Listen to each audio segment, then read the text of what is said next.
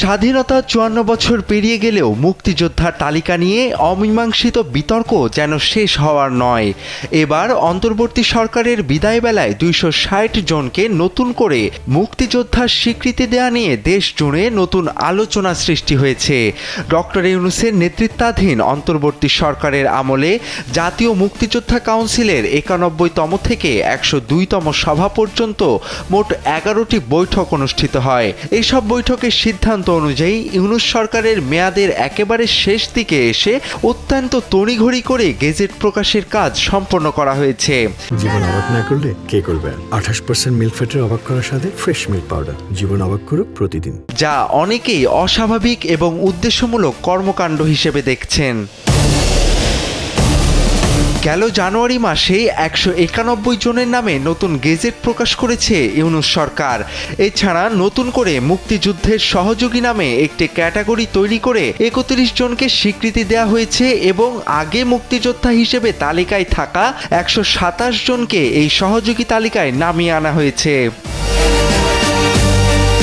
এদিকে ইউনূসের তড়িঘড়ি সিদ্ধান্ত এবং মুক্তিযোদ্ধা তালিকায় কাটছাঁট নিয়ে প্রশ্ন তুলছেন খোদ বীর মুক্তিযোদ্ধারা।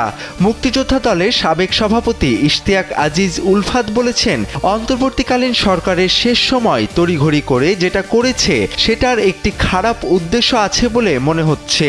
তা না হলে শেষ মাসে কেন ১৯১ জনকে মুক্তিযোদ্ধা হিসেবে স্বীকৃতি দিতে হবে? আমার মনে হয় এই কাজে সমস্যা আছে।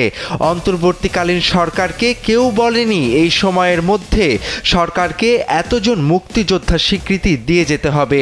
এটা তাদের কাজও ছিল না। তাদের উচিত ছিল তড়িঘড়ি না করে যাচাই বাছাই করে নির্বাচিত সরকারের ওপর ছেড়ে দেয়া, যাতে নির্বাচিত সরকার সবকিছু যাচাই বাছাই করে সঠিকভাবে সঠিক লোককে মুক্তিযোদ্ধা হিসেবে স্বীকৃতি দিতে পারে।